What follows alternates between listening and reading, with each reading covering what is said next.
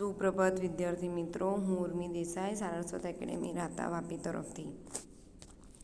મિત્રો, આપણે ધોરણ 12 જીવ વિજ્ઞાન વિષયમાં 6 પ્રકરણ સુધી અભ્યાસ કરી ગયા છે. હવે આપણે આજે જોઈશું પ્રકરણ નંબર 7, જેનું નામ છે ઉદ્વિકાસ. આપણે ડીએનએ અને આરએનએ વિશે ઘણી બધી માહિતીઓ ભણી ગયા છે. તો કે ડીએનએની અંદર જેમ જેમ ભિન્નતા સર્જાઈ અને આ ભિન્નતાના કારણે ઉદ્વિકાસ થયો, અને ઉદ્વિકાસના કારણે જ આપણે આજે મનુષ્ય જાતિ આ પૃથ્વી ઉપર અસ્તિત્વ ધરાવીએ છીએ. તો આપણે શરૂઆત કરીએ ચાલો પ્રકરણની. ઉદ્વિકાસીય જીવવિજ્ઞાન એ જીવન સ્વરૂપોના પૃથ્વી ઉપરના ઇતિહાસનો અભ્યાસ છે. તમે evolutionary ecology, evolutionary biology, right, એનો અભ્યાસ કરો ઉદ્વિકાસીય જીવવિજ્ઞાનનો. તો ઉદ્વિકાસીય જીવવિજ્ઞાન શું છે? તો કે પૃથ્વી ઉપરનો ઇતિહાસ છે. વાસ્તવિક રીતે ઉદ્વિકાસ શું છે? તો કે લાખો વર્ષોથી પૃથ્વી ઉપર વનસ્પતિઓ અને પ્રાણીઓમાં ફેરફાર સમજવા માટે આપણે જીવની ઉત્પત્તિ સંદર્ભ સમજ કેળવવી જરૂરી છે. ઉદ્વિકાસ આપણે કોને કહીશું? તો કે વનસ્પતિ અને પ્રાણીઓમાં થતા ફેરફારને સમજવા માટે આપણે જીવની ઉત્પત્તિ પણ સમજવી જરૂરી છે. એટલે કે પૃથ્વી, તારા અને છેક સ્વયં બ્રહ્માંડનો ઉદ્વિકાસ. પૃથ્વી, તારા અને બ્રહ્માંડનો ઉદ્વિકાસ કેવી રીતે થયો હશે એ પણ આપણે સમજવું જરૂરી છે. લાંબી અટકળબાજીઓ, અર્થઘટનાઓ અને પૂર્ણ કાલ્પનિક વાર્તાઓનો ક્રમ સાંભળવામાં આવે છે. એટલે કે ઉદ્વિકાસ કેવી રીતે થયો હશે? તમે દરેક વ્યક્તિને પૂછો તો કંઈક અલગ વાતો કરશે. અટકળબાજીઓ એટલે કે અર્થઘટનાઓ કહેશે, અને કોઈક આ કાલ્પનિક અનુમાનિત એટલે કે વિચારીને કહેશે, બરાબર, કલ્પના કરશે નહીં.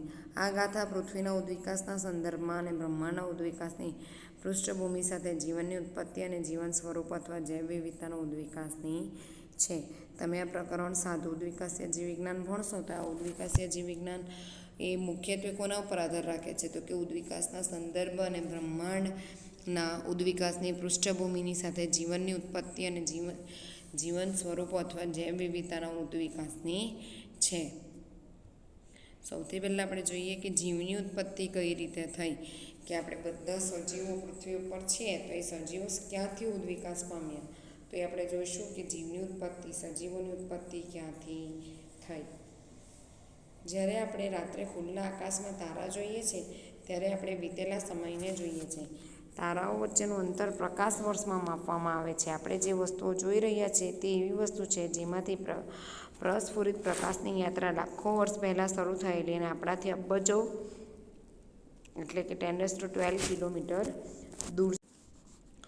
જીવની ઉત્પત્તિ આપણે સમજવા માટે આપણે તારાઓનું ઉદાહરણ લઈએ છીએ અહીંયા, કે તારાઓ વચ્ચેનું અંતર પ્રકાશ વર્ષમાં માપવામાં આવે છે. અને આપણે જે વસ્તુઓ જોઈ રહ્યા છીએ તે એવી વસ્તુઓ છે કે જેમાંથી પ્રસ્ફુરિત પ્રકાશની યાત્રા લાખો વર્ષ પહેલાં શરૂ થયેલી ને તેઓ આપણાથી લાખો અથવા અબજો કિલોમીટર દૂર છે.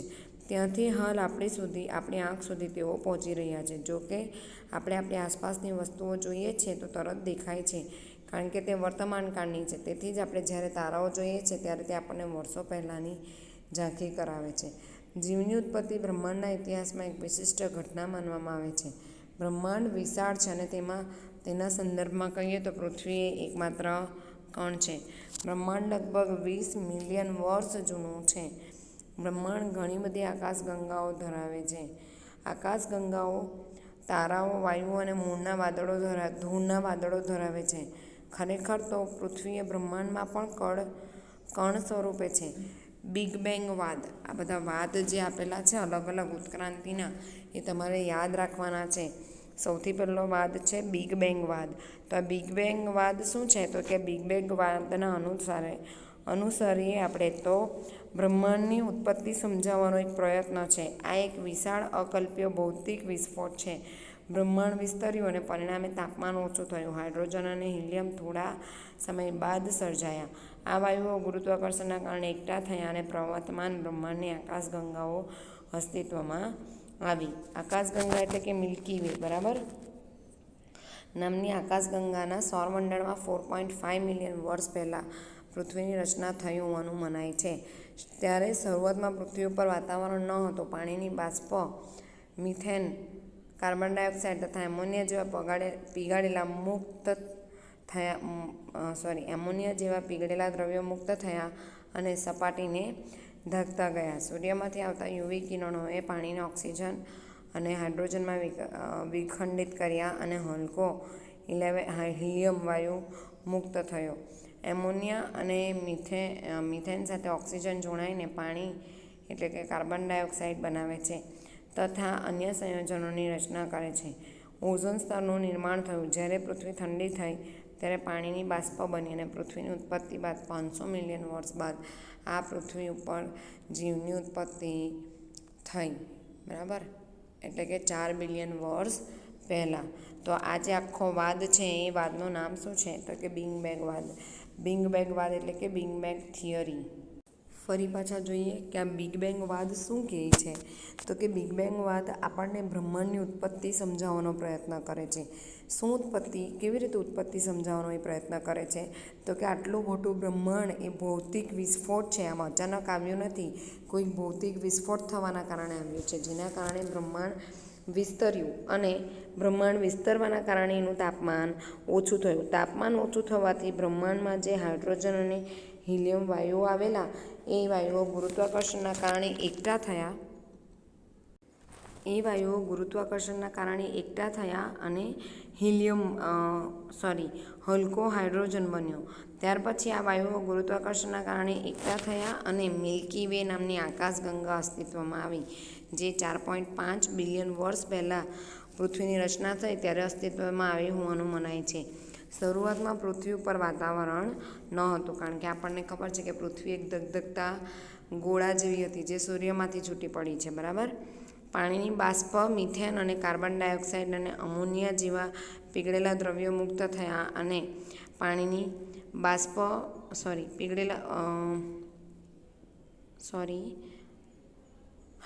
મિથેન, કાર્બન ડાયોક્સાઇડ અને અમોનિયા જેવા પીગળેલા દ્રવ્યો મુક્ત થયા અને સપાટીને ઢાંકતા ગયા. ત્યાર પછી સૂર્યમાંથી આવતા યુવી કિરણોએ પણ પાણીને હાઇડ્રોજન અને ઓક્સિજનમાં વિખંડિત કર્યા, જેના કારણે હાઇડ્રોજન વાયુ મુક્ત થયો. એમોનિયા અને મિથેન સાથે ઓક્સિજન જોડાઈને પાણી, કાર્બન ડાયોક્સાઇડ તથા અન્ય સંયોજનોની રચના કરી. ઓઝોન સ્તરનું નિર્માણ થયું. જ્યારે પૃથ્વી ઠંડી થઈ ત્યારે પાણીની બાષ્પ વરસાદ સ્વરૂપે ફરી પાછી પૃથ્વી ઉપર આવી અને પૃથ્વી પર આવેલા ખાડાઓમાં પાણી એકઠું થયું અને આ રીતે મહાસાગરોનું નિર્માણ થયું અને પાણી આવ્યું પૃથ્વી ઉપર. એટલે 500 મિલિયન વર્ષ બાદ પૃથ્વી ઉપર પ્રથમ જીવની પણ ઉત્પત્તિ જોવા મળી. પ્રથમ જીવ દ્રશ્યમાન થયો, જે 4 બિલિયન વર્ષ પહેલાં આવ્યો. હવે શું જીવન બહારના અંતરિક્ષમાંથી આવ્યું છે? કે આપણે જોયું કે આવી રીતે કદાચ ઉદ્વિકાસ થયો હશે, પણ શું આ જીવન કોઈ બહારના બીજા ગ્રહ પરથી આવ્યું, અંતરિક્ષમાંથી આવ્યું? કેટલાક વૈજ્ઞાનિકો માને છે કે તે બહારથી જ આવ્યું છે. કેટલાક વૈજ્ઞાનિકોનું માનવું છે કે તે જે જીવ છે એ બહારથી જ આવ્યો. પહેલાંના ગ્રીક વિચારકો માને છે કે જીવનના એકમોને સ્પોર્સ કહે છે. આપણે બિગ બેંગ થિયરી જોઈ. હવે બિગ બેંગ થિયરી પછી આ જે ગ્રીક વિચારકો છે એ સ્પોર્સ નામના જીવના એકમો સૌ પહેલાં પૃથ્વી પર આવ્યા એવું માને છે, જે પૃથ્વી સહિતના વિવિધ ગ્રહોમાં સ્થળાંતરિત થયા. પૃથ્વી અને બીજા વિવિધ ગ્રહોની ઉપર પણ તે જઈ શક્યા. પેન્સપર્મિયા હજુ પણ અમુક ખગોળશાસ્ત્રીઓનો માન્ય વિચાર છે. પેન્સપર્મિયા નામના સજીવો અસ્તિત્વમાં હતા એવું અન્ય ખગોળશાસ્ત્રીઓ માને છે. ઘણા સમય સુધી એવું પણ માનવામાં આવ્યું કે જીવ સળતી અને કોહવાટી વસ્તુ જેવી કે ઘાસ અને કાદવમાંથી પણ ઉત્પન્ન થયા હોય. બરાબર. ઘણા સમય બાદ એવું પણ જ્યારે આ બિગ બેંગ થિયરી આવી, આ પેન્સપર્મિયાની વાત ચાલી, ત્યારે ઘણા બધા વૈજ્ઞાનિકો એવું પણ માનતા હતા કે સૌથી પહેલું જે સજીવ અસ્તિત્વમાં આવ્યો એ સળતી અને કોહવાતી વસ્તુમાંથી આવ્યો હોય એવું પણ બની શકે. લુઈસ પાસ્ચરે સાવધાનીપૂર્વક પ્રયોગ કર્યા અને સાબિત કર્યું કે જીવ પૂર્વ અસ્તિત્વ ધરાવતા જીવમાંથી જ પેદા થાય છે. તમે જોયું કે જંતુરહિત ફ્લાસ્કમાં મૃત ઈસ્ટને રાખવામાં આવે તો નવો જીવ પેદા થતો નથી, જ્યારે બીજા ફ્લાસ્કમાં ખુલ્લી હવા દાખલ થતાં મૃત ઈસ્ટમાંથી નવો સજીવ ઉદ્ભવતો જોવા મળે છે. આ એક પ્રયોગ કરેલો કે ભાઈ નવો સજીવ કેવી રીતે અસ્તિત્વમાં આવે, તો કે જે સજીવ પહેલાંથી હાજર હોય એ જ સજીવની અંદર લિંગી કે અલિંગી પ્રજનનની પ્રક્રિયા થાય અને નવો સજીવ અસ્તિત્વમાં આવે છે. એમાં એક ઉદાહરણ આપેલું છે ઈસ્ટ. ઈસ્ટ અલિંગી પ્રકારનું પ્રજનન કલિકા સર્જન કરે છે અને આ કલિકા સર્જન દ્વારા એ નવા પિતૃનું નવી સંતતિનું સર્જન કરે છે. સ્વયંસ્ફુરિત જનનવાદને કાયમી આગળ ગણવામાં આવ્યો. આવી રીતે જ ઉદ્વિકાસ થયો હશે એવું આગળ માની લેવામાં આવ્યું. અને આ બધી વાતોથી એ પ્રશ્નનો જવાબ મળતો નથી કે પૃથ્વી પર સૌપ્રથમ જીવ કેવી રીતે અસ્તિત્વમાં આવ્યો. મેં તમને કીધું હતું તેમ કે આ પ્રક્રિયાની અંદર આપણે કેવી રીતે ધીરે ધીરે ઉદ્વિકાસ થયો એ ભણીશું, પણ પહેલો સજીવ કેવી રીતે અસ્તિત્વમાં આવ્યો એ હજી સુધી જાણી શકાયું નથી. આ જે બધા વાદ, બધી થિયરી છે એના આધારે સજીવ કેવી રીતે અસ્તિત્વમાં આવ્યા હશે એ ખાલી કલ્પના દ્વારા માનવામાં આવતું હતું. પણ ત્યાર પછી ઓપેરિન, હલ્ડેન અને મિલર અને યુરી નામના વૈજ્ઞાનિકો આવ્યા અને એમણે થોડા ઘણા પ્રયોગો કરી જોયા અને સમજાવવાનો પ્રયત્ન કર્યો કે ભાઈ ઉદ્વિકાસ કેવી રીતે થયો હશે. તો સૌથી પહેલાં આપણે જોઈએ રશિયાના વૈજ્ઞાનિક ઓપેરિન અને ઇંગ્લેન્ડના વૈજ્ઞાનિક હલ્ડને દર્શાવ્યું કે પૂર્વ અસ્તિત્વ ધરાવતા અજૈવ કાર્બનિક અણુઓ જેમ કે આરએનએ અને પ્રોટીન વગેરેમાંથી પ્રથમ જીવન આવ્યું હોવું જોઈએ. ઓપેરિન અને હલ્ડન શું માનતા હતા? તો કે ઓપેરિન અને હલ્ડન માનતા હતા કે સૌથી પહેલો જીવ એ આ જે આરએનએ અને પ્રોટીનના અણુઓ પ્રાથમિક કક્ષાએ હાજર હતા એમાંથી આવ્યો હોવો જોઈએ. જીવની રચના રાસાયણિક ઉદ્વિકાસ પછી નિર્માણ પામેલી હશે, એટલે કે પહેલાં રાસાયણિક ઉદ્વિકાસ થયો હશે. રાસાયણિક ઉદ્વિકાસ એટલે શું?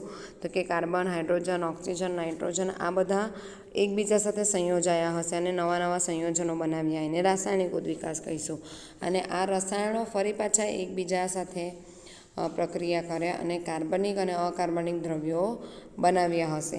તે સમયે પૃથ્વી પરની પરિસ્થિતિ શું હતી? તો કે પૃથ્વી પર ખૂબ જ ઊંચું તાપમાન હોતું હશે, જ્વાળામુખી ફાટ્યા કરતા હતા હશે, તોફાનો પણ આવ્યા કરતા હતા હશે, વાતાવરણ ઔન્નત પ્રકારનું હતું, એટલે કે નાશપ્રાય વાતાવરણ હતું, જેમાં મિથેન, અમોનિયા વગેરે હતા. ઈસવીસન 1953માં એસ.એલ. મિલર આ બીજા વૈજ્ઞાનિક છે. એસ.એલ. મિલર નામના અમેરિકન વૈજ્ઞાનિકે પૃથ્વીના આદિ વાતાવરણ જેવી જ સ્થિતિ પ્રયોગશાળામાં નિર્માણ કરી. પૃથ્વીનું આદિ વાતાવરણ કેવું હતું હશે? આપણે અહીંયા જોયું કે એની પાસે આદિ કાર્બનિક અણુઓ આરએનએ, પ્રોટીન વગેરે હતું. બીજા ખનિજ તત્વો carbon, hydrogen, oxygen, nitrogen, phosphorus, sulphur, magnesium આ બધા હતા. બરાબર. તો આ મિલર અને યુરી નામના વૈજ્ઞાનિકે એવી જ પરિસ્થિતિ જે પહેલાં પૃથ્વી ઉપર હતી એવી જ પરિસ્થિતિ લેબોરેટરીની અંદર એનું નિર્માણ કર્યું અને તેમાં એણે આ પ્રયોગ કર્યો તો એને સરકારના નાઇટ્રોજન, બેઝ, રંજક દ્રવ્ય અને ચરબીનું નિર્માણ થયું. પૃથ્વી ઉપર પહેલાં ઉલ્કાઓનું પૃથ્થકરણ કરતા આવ્યા દ્રવ્યો પણ તેમાં મળી આવે છે, જે દર્શાવે છે કદાચ અવકાશમાં પણ આવી જ ક્રિયા થતી હોવી જોઈએ. આમાં મર્યાદિત પુરાવા સાથે રાસાયણિક ઉદ્વિકાસની વાતને વધતા ઓછા પ્રમાણ દ્વારા પ્રથમ સંકલ્પના તરીકે સ્વીકારેલી છે. જો ફરી પાછા જોઈએ આપણે કે ઓપેરિન અને હલ્ડને શું કીધું? તો કે ઓપેરિન અને હલ્ડને કીધું કે આરએનએ અને પ્રોટીન જેવા અણુઓ હતા જેના કારણે એમાંથી પ્રથમ સજીવ નિર્માણ પામ્યો હશે. તો એસ.એલ. મિલર અને બીજો વૈજ્ઞાનિક જે હતો યુરીનું નામ તમને અહીંયા આપેલું નથી. એસ.એલ. મિલરે શું કીધું? તો કે જ્યારે રાસાયણિક ઉદ્વિકાસ થયો એટલે કે જેમ જેમ આ કાર્બન, હાઇડ્રોજન, નાઇટ્રોજન એકબીજાના સંપર્કમાં આવતા ગયા તેમ તેમ નવા નવા અણુઓ બનતા ગયા. જેમ કે અહીંયા આપેલું છે મિથેન બન્યો હશે, હાઇડ્રોજન બન્યો હશે, અમોનિયા બન્યો હશે.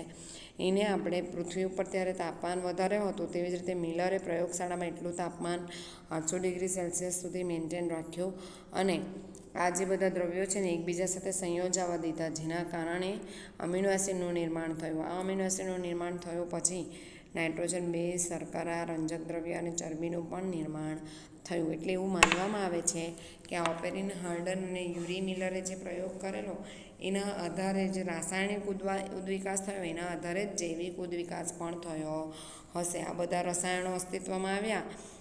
આ રસાયણો અસ્તિત્વમાં આવીને મોટા મોટા અણુઓ બન્યા અને એ અણુઓ એકબીજા સાથે સંયોજાઈને જૈવ ઉદ્વિકાસ લાવ્યા હશે. આ છે યુરી અને મિલરનો પ્રયોગ. આ પ્રયોગની અંદર તમે જોઈ શકો છો કે એણે આ એક પૃથ્વી જેવું ચેમ્બર બનાવ્યું જેમાં મુક્ત તણખા ઉત્પન્ન થાય અને સાથે સાથે આ બધા બિનઉપયોગી ગેસ છે અને એને ઇલેક્ટ્રોડ સાથે જોડેલા છે. હવે આ જે બધા ગેસ છે જેને આમાં ભરેલા છે, અહીંયાથી કન્ડેન્સરનો પાઇપ ચાલુ કરવાનો, ઉપર જશે, ઉકળતા પાણીની અંદર, ઉકળતા પાણીમાં એ વરાળમાં ફેરવાશે, વરાળથી પાછું એ ઉપર આવશે, ઉપરથી પાછું નીચે આવે ત્યારે આ જે વેક્યુમ પંપ છે એનાથી હવા પસાર કરવામાં આવે છે જેથી એ ઠંડુ પડી જાય. બરાબર. આપણને ખ્યાલ નથી કે સૌપ્રથમ સ્વયં વિભાજન પામી શકે તેવા જીવનના ચયાપચયક બીજકોષો કઈ રીતે ઉદ્ભવે છે. આપણે હજી સુધી જાણી શક્યા નથી કે શુક્રકોષ અને અંડકોષ કેવી રીતે ઉદ્ભવે છે. બરાબર. પ્રથમ એકકોષીય જીવ 3 મિલિયન વર્ષ પહેલાં ઉત્પન્ન થયો હતો અને એવું માનવામાં આવે છે કે DNA, protein, polysaccharide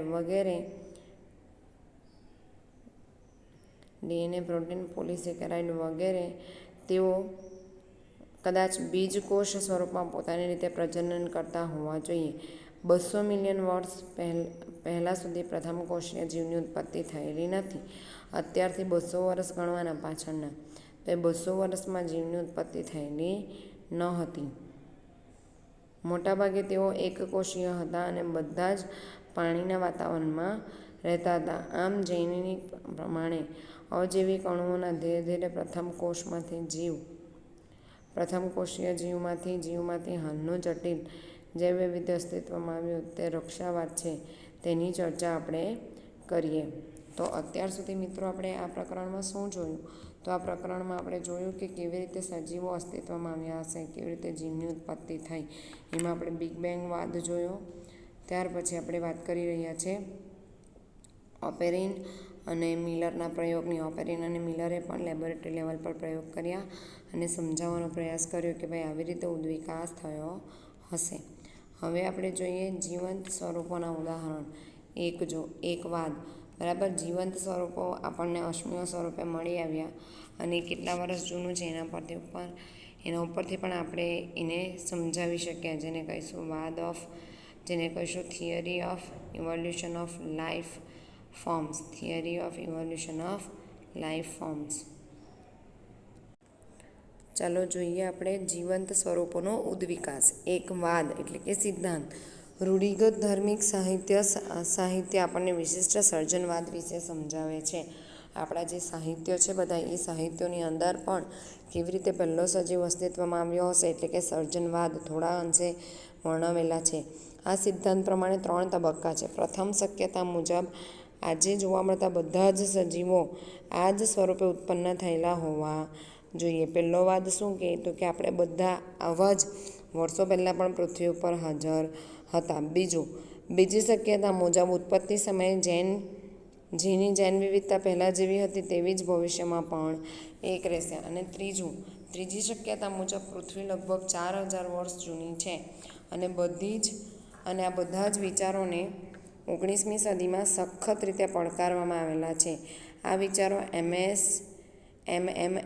HMS beagle નામના સમુદ્રી જહાજમાં વિશ્વભરની સમુદ્રી સફર દરમિયાન ચાર્લ્સ ડાર્વિનના અવલોકન પર આધારિત છે. તેમણે તારણ કાઢ્યું કે પૃથ્વી પરના સજીવો માત્ર એક સાથે સામ્યતા ધરાવે છે તેવું નથી, પણ વર્ષો પહેલાંના સજીવો સાથે પણ તેમની સમાનતા અને કેટલીક ભિન્નતા જોવા મળે છે અને કેટલાક સજીવો તો લુપ્ત થઈ ગયા છે. પૃથ્વીના ઇતિહાસમાં વિવિધ સમયગાળામાં અમુક સજીવો લુપ્ત થયેલા છે, જેની સાથે અમુક નવા પણ ઉતરી આવેલા છે.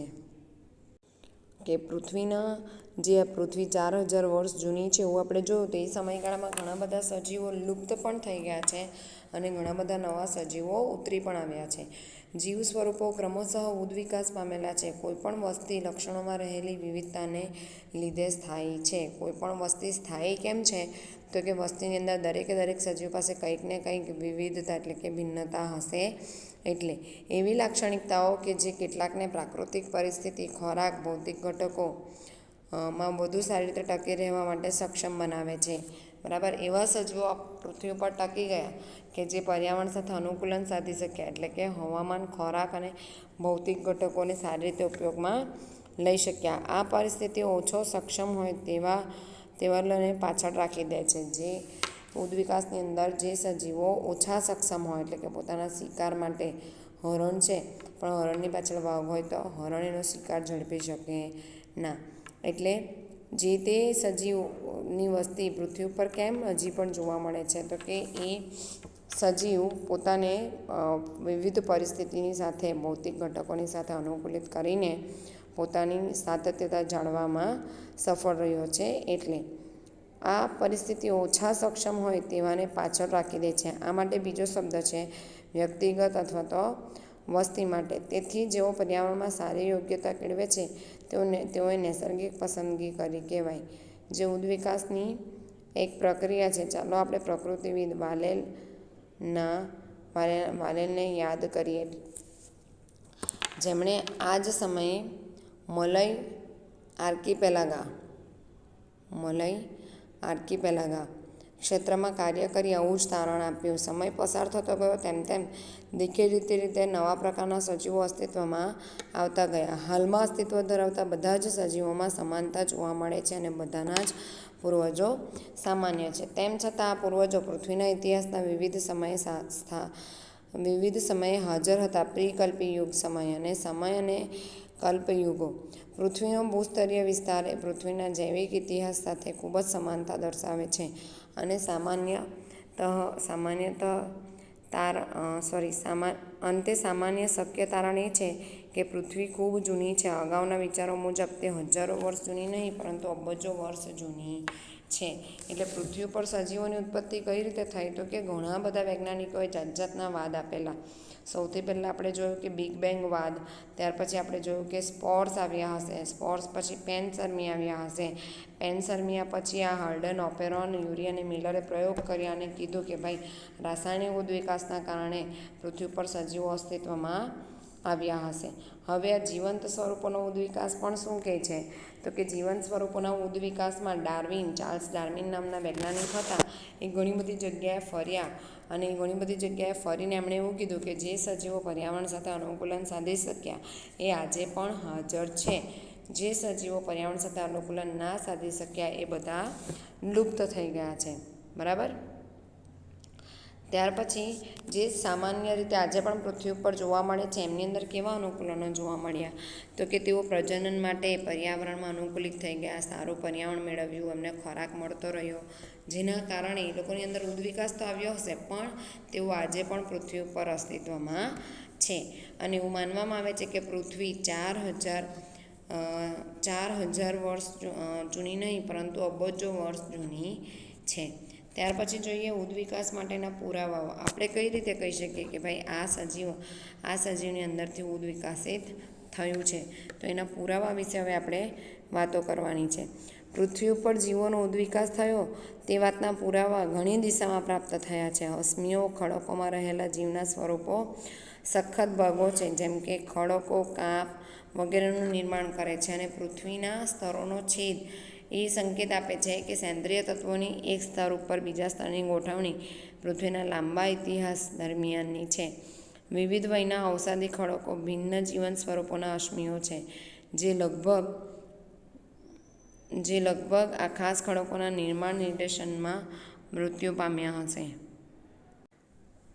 પૃથ્વી જેમ જેમ ઠંડી પડતી ગઈ તેમ તેમ એના ઉપર સ્તર બનતા ગયા અને આ સ્તર ઉપર નવા સજીવો આવતા ગયા. કેટલાક આધુનિક સજીવો સાથે સરખાપણું જોઈએ તો તેઓ લુપ્ત સજીવોનું પ્રતિનિધિત્વ કરે છે. જે સજીવો આજે નથી એ સજીવો લુપ્ત થઈ ગયેલા આજે જે સજીવો હાજર છે એ લુપ્ત થઈ ગયેલા સજીવોનું પ્રતિનિધિત્વ કરે છે. ઉદાહરણ તરીકે ડાયનાસોર. વિવિધ ઔષધિ સ્તરોના અશ્મિઓનો અભ્યાસ તે સમયે અસ્તિત્વ ધરાવતા સજીવોની ભૂશાસ્ત્રીય અવધિ દર્શાવે છે. આ અભ્યાસ દર્શાવે છે કે જીવન પુષ્પોમાં સમય સાથે બદલાવ થાય છે અને કેટલાક જીવ સ્વરૂપો અમુક ભૂશાસ્ત્રીય સમયગાળા સુધી ફેરફાર પામતા નથી. તેથી પૃથ્વીના ઇતિહાસમાં જુદા જુદા સમયે જીવના નવા સ્વરૂપો અસ્તિત્વમાં આવ્યા. આ બધાને અશ્મિ વિદ્યા કહેવાય છે.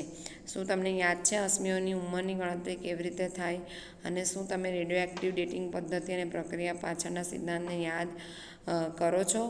એટલે કે સજીવો આજે પૃથ્વી ઉપર હાજર છે એ પૃથ્વી ઉપરથી લુપ્ત થયેલા સજીવોનું રિપ્રેઝેન્ટ કરે છે કે આપણે વંશાવળી પૃથ્થકરણ આપણે આગળના પ્રકરણમાં જોયું એવું પૃથ્થકરણ સજીવોનું બનાવીએ તો આપણે સમજી શકીએ કે ભાઈ આ સજીવ આ પૂર્વજમાંથી ઉદ્વિકસિત થયો હશે.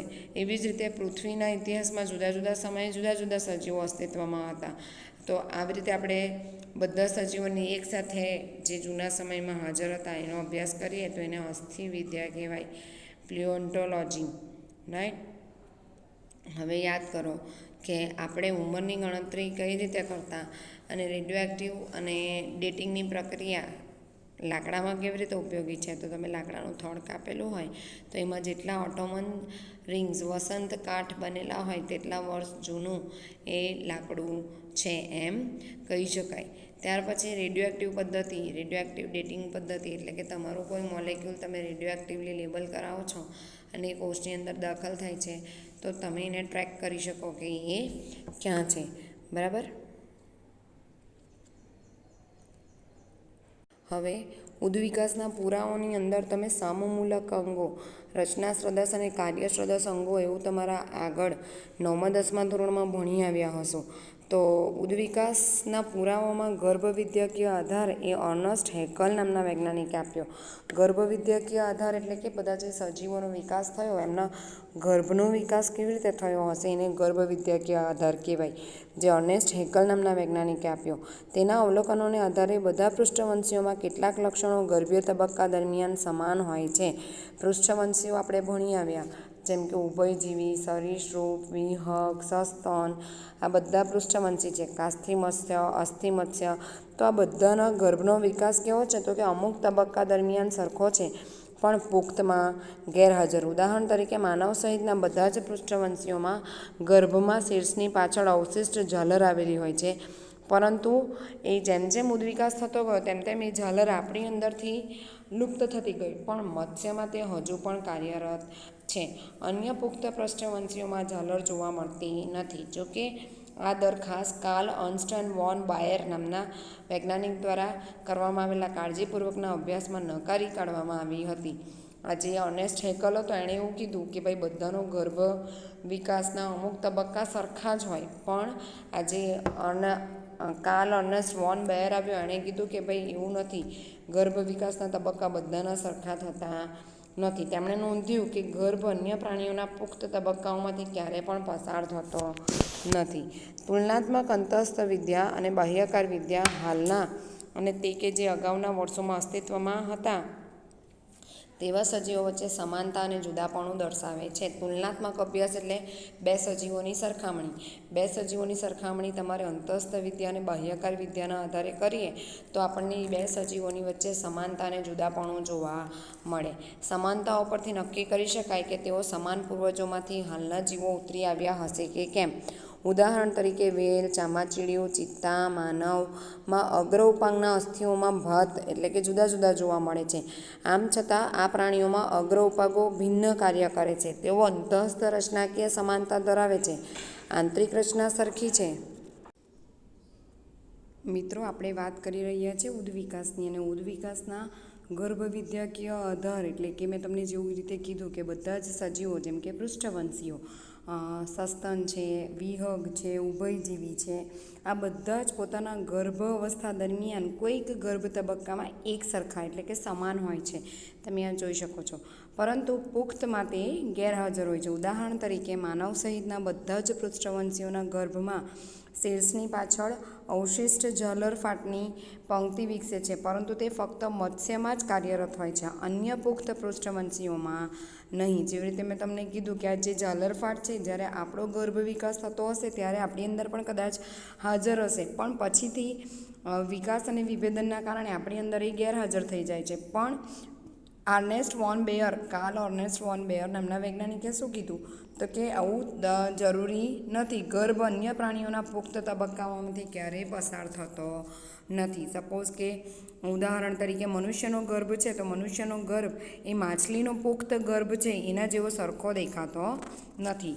તુલનાત્મક અંતસ્થ વિદ્યા અને બાહ્યકાર વિદ્યા હાલના અને તે જે અગાઉના વર્ષોમાં અસ્તિત્વ હતા તેવા સજીવો વચ્ચે સમાનતા અને જુદાપણું દર્શાવે છે. આવી આપણે તુલના કરીએ ત્યારે આ તુલના અંતસ્થ અને બાહ્યકાર વિદ્યાના આધારે આપણે કરી શકીએ અને આ તુલનાઓ સજીવો વચ્ચે સમાનતા અને ભિન્નતા દર્શાવે છે. સમાનતાઓ પરથી નક્કી કરી શકાય કે સમાન પૂર્વજોમાંથી હાલના સજીવો ઉતરી આવ્યા હશે કે કેમ. ઉદાહરણ તરીકે વેલ, ચામાચીડિયા, ચિત્તા અને માનવમાં અગ્ર ઉપાંગોના અસ્થિઓની ભાતમાં સમાનતા જોવા મળે છે. કોણ કોણ? ફરી પાછું. વેલ, ચામાચીડિયા, ચિત્તા અને માનવ આટલાના અગ્ર ઉપાંગના અસ્થિ એટલે કે આપણા હાથ, વેલના આગળના જે પાંખ હોય છે તે, ચિત્તાના આગળના જે પગ હોય છે તે અને વેલનું મીન પક્ષ, બરાબર. તો આ બધાની અંતઃસ્થ રચના કેવી છે? તો કે એક સરખી, પણ બધાની અંદર એ કાર્ય કેવું કરે છે? અલગ અલગ.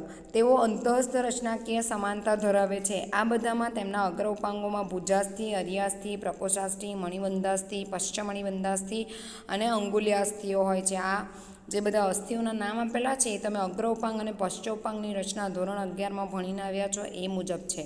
આમ આ પ્રાણીઓમાં એક સરખા બંધારણ ધરાવતા અંગોનો વિકાસ થયો, પરંતુ તે જુદી જુદી દિશામાં અને તેની જુદી જુદી જરૂરિયાત મુજબ અનુકૂલિત થયા. વેલ, ચામાચીડિયો, ચિત્તા અને આપણે બધાનો વિકાસ તો એકસાથે જ શરૂ થયો હશે, પણ આપણા બધાનો વિકાસ જુદી જુદી દિશામાં અને જરૂરિયાતના મુજબ પ્રમાણે આપણે અનુકૂલિત થયા. આવું અનુકૂલન અથવા તો આવો વિકાસ અપસારી ઉદ્વિકાસ અને જે રચનાઓ છે એને સમમૂલક કે રચના સદસ અંગો કહેવાય છે.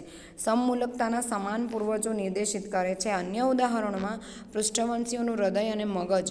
વનસ્પતિઓમાં પણ બોગનવેલ, આપણે આકૃતિ ડિસ્કસ કરીએ પહેલાં જોઈ લઈએ. બોગનવેલના કંટક અને કુકરબીટાના પ્રકાંડસૂત્રો એ રચના સદૃશ અંગ છે. વનસ્પતિની અંદર ઉદાહરણ લઈએ તો બોગનવેલના કંટક અને કુકરબીટાના પ્રકાંડસૂત્રો. ત્યારબાદ રચના સદૃશ્યતા અપસારી ઉદ્વિકાસ આધારિત છે, જ્યારે કાર્ય સદસ્યતા બિલકુલ વિપરીત સ્થિતિ દેખાડે છે. રચના સદસ્યતા એટલે રચનાની દ્રષ્ટિએ સરખા અને કાર્ય સદસ્યતા એટલે કાર્યની દ્રષ્ટિએ સરખા.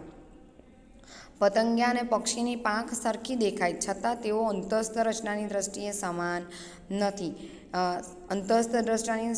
અંતઃરચનાની દ્રષ્ટિએ સમાન નથી, પણ કાર્યો સમાન કરે છે. તેથી કાર્ય સદસ અંગોને કેન્દ્રાભિસારી અંગો કહેવાય છે. રચના સદસ અંગોને શું કહેવાય? અપસારી ઉદ્વિકાસ. અને કાર્ય સદસ રચનાઓને શું કહેવાય? કેન્દ્રસારી ઉદ્વિકાસ. જે સમાન કાર્ય માટે ભિન્ન રચના ધરાવે છે અને તેથી તેઓ સમાન છે. કાર્ય સદસ્યતાના અન્ય ઉદાહરણમાં ઓક્ટોપસ અને સસ્તનની પાંખ, પેંગ્વિન અને ડોલ્ફિનના ફિલપર્સ, રાઈટ. ફિલપર્સ એટલે પેંગ્વિનના પેલા આગળના હાથ જેવા આવે છે ને ફ્લિપર્સ, એવું કોઈ કહી શકે કે સમાન નિવાસસ્થાનોને પરિણામે સજીવોના જુદા જુદા સમૂહોને સમાન અનુકૂલો અપનાવવા પડ્યા હશે, પરંતુ તેવા જ સમાન કાર્યો માટે. ઉદાહરણ તરીકે સક્કરિયા એ મૂળનું રૂપાંતરણ છે અને બટાટા એ પ્રકાંડનું રૂપાંતરણ છે. એ પણ કાર્યસદસ અંગનું બીજું ઉદાહરણ છે. કાર્યસદસ અને રચનાસદસ એટલે શું? રચનાસદસ અંગો એટલે રચનાની દ્રષ્ટિએ સરખા પણ કાર્યની દ્રષ્ટિએ જુદા. ઉદાહરણ તરીકે આપણે વાનર, ચિત્તો અને વેલ. એવી જ રીતે બીજું કે કાર્યની દ્રષ્ટિએ સરખા પણ રચનાની દ્રષ્ટિએ જુદા, તો એને આપણે કહીશું કાર્યસદસ રચનાઓ. એમાં ઉદાહરણ છે ઓક્ટોપસ અને સસ્તનની પાંખો, પેંગ્વિન અને ડોલ્ફિનના ફ્લિપર્સ, સક્કરિયા અને બટાટાનું રૂપાંતરણ, બરાબર. આ સંદર્ભે એ તર્ક પણ આપી શકાય કે પ્રોટીન અને જનીનોની કાર્યશૈલીની ક્ષમતાઓ વિવિધ સજીવોમાં સમાન છે, તે પણ સમાન પૂર્વજ હોવાનું નિર્દેશિત કરે છે. જૈવ રાસાયણિક સમાનતાઓ પણ એના સમાન પૂર્વજવાળી પરંપરા તરફ ઇશારો કરે છે. આપણે જે રચનાઓ જોઈએ એના અહીંયા ઉદાહરણ છે, તમે જોઈ શકો છો કે બોગનવેલ અને કુકરબીટા એ શું છે?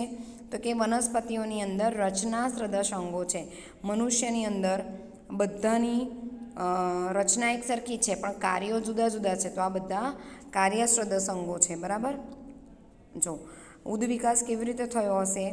અપસારી એટલે કે રચના સદસ અંગો. રચના સદસ અંગોમાં શું? રચના સરખી પણ કાર્યો જુદા. તમે અહીંયા જોઈ શકો છો ને રચના સદસ અંગો કે બધાની રચના એક સરખી પણ કાર્યો બધા જુદા કરે. મનુષ્યની અંદર એનો અગ્ર ઉપાંગ, એના હાથ, એના હાથ ખાવા, તાળી પાડવા વગેરે વિવિધ ક્રિયાઓ કરવા માટે ઉપયોગમાં આવે. જ્યારે ચિત્તાની અંદર એના અગ્ર ઉપાંગો એને દોડવામાં કામ આવે. વેલની અંદર મીન પક્ષ છે, ચામાચીડિયાની અંદર એની પાંખો છે, બરાબર. રચનાશ્રદસ અંગો છે અને આ જે છે એ કાર્યશ્રદસ અંગો છે કે બંને કાર્ય સરખું કરે છે, બરાબર. ત્યાર પછી આ જે આકૃતિ છે એ જો કે ડાયનાસોરનું વંશાવલી વૃક્ષ અને તેમને મળતા આજકાલના સજીવો જેવા કે મગર અને પક્ષીઓ. આ છે બ્રેકિયોસોર અને આ છે સ્ટેગોસોર. એ ડાયનાસોરની પ્રજાતિના હતા અને એમાંથી ટ્રાઇનોસોર્સ અને ટ્રાયસેરેટોપ્સ. આ તમે બધા ચાઇનીઝ કાર્ટૂન્સ જોવો છો ને, એની અંદર ડ્રેગન ને બધું આવે છે એવું, રાઈટ. તો એમાંથી જ ઉદ્વિકાસ પામેલા સજીવો કયા છે? તો આર્કિયોપ્ટેરિક્સ નામનું એક પક્ષી જેવું જ છે. ત્યાર પછી ક્રોકોડાઇલ એટલે કે મગર અને ટેરેનોડોન. તો આવી રીતે ઉદ્વિકાસ થયો હશે એવું માનવામાં આવે છે. આ બધાનું મૂળ તો ક્યાં છે? એક જ. આ બધા એકબીજાને મળતા જ આવે છે, બરાબર. તો મિત્રો આજે આપણે ઉદ્વિકાસમાં કેટલું બધી વાતો કરી રસપ્રદ. તો કે ઉદ્વિકાસ કોને કહેવાય, ત્યાર પછી આપણે જોયું કે ઉદ્વિકાસમાં જીવની ઉત્પત્તિ કેવી રીતે થઈ હશે. તો સૌ પહેલાં બિગ બેંગ વાદ આપવામાં આવેલો હતો. બિગ બેંગ વાદ પછી બીજા વૈજ્ઞાનિકો આવ્યા જેમણે સ્પોર્સ અને પેન્સપર્મિયા જેવી વાતો વિશે ચર્ચા કરી. ત્યાર પછી વૈજ્ઞાનિકો આવ્યા ઓપેરોન અને હર્ડને કીધું કે ભાઈ આરએનએ અને પ્રોટીન એ પૃથ્વી પર હાજર હતા જેના કારણે સજીવોની ઉત્પત્તિ થઈ. ત્યાર પછી SS મિલર અને યુરીનું નામ અહીંયા મેન્શન નથી કરવામાં આવ્યું પણ યુરી નામનો વૈજ્ઞાનિક હતો. SL મિલર અને યુરીએ જે આપણી પૃથ્વી ઉપર જેવી પર્યાવરણ હતું એવું જ પર્યાવરણ લેબોરેટરીની અંદર સર્જ્યું અને એ લોકોએ જે અણુઓ છે એને બનાવી બતાવ્યા કે અમીનો એસિડ કેવી રીતે બન્યા હશે, ફેટી એસિડ કેવી રીતે બન્યા હશે, બરાબર. આ મિલરે જે પ્રયોગ કર્યો એનું રેખાંકીય નિરૂપણ છે. ત્યાર પછી એકકોષીય સજીવો અને બીજકોષ કેવી રીતે અસ્તિત્વમાં આવ્યા એ આપણે જોયું. અને જીવંત સ્વરૂપોનો ઉદ્વિકાસ કે જે આ નવા સ્વરૂપો આવે છે એ બધા નવા સ્વરૂપો પોતાના પૂર્વજો સાથે કેવી રીતે તાલમેલ સાંધે છે ચાર્લ્સ ડાર્વિને સમજાવ્યું. અને ચાર્લ્સ ડાર્વિન બાદ આલ્ફ્રેડ વાલેસે પણ એમાં મહત્ત્વનો ભાગ ભજવ્યો. અને ઉદ્વિકાસ આપણે એકવાર સમજ્યા કે ભાઈ જૂના જે સજીવો છે જે પહેલાં સજીવો હતા એની અંદરથી જ આ નવા સજીવો અસ્તિત્વમાં આવે છે. તો એના આધારે આપણે રચનાશ્રદસ અને કાર્યશ્રદસ અંગો વિશે જોયું. હવે હજી ઉદ્વિકાસની અંદર ઘણા બધા મુદ્દાઓ ચર્ચવાના બાકી છે એ આપણે હવે આવતા વિડીયો લેક્ચરની અંદર જોઈશું. ત્યાં સુધી મિત્રો વાંચતા રહેજો આ પ્રકરણને જેથી કરીને તમને સરળતા રહે. જય શ્રી કૃષ્ણ.